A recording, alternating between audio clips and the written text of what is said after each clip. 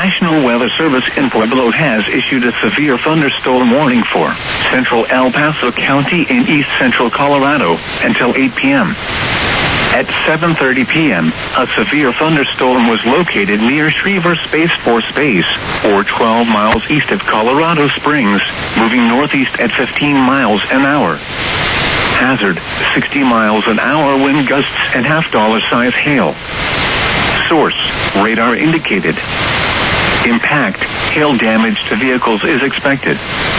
Expect wind damage to roofs, siding, and trees. Locations impacted include eastern Colorado Springs, Schriever Space Force Base, Ellicott, and Falcon. For your protection, move to an interior room on the lowest floor of a building.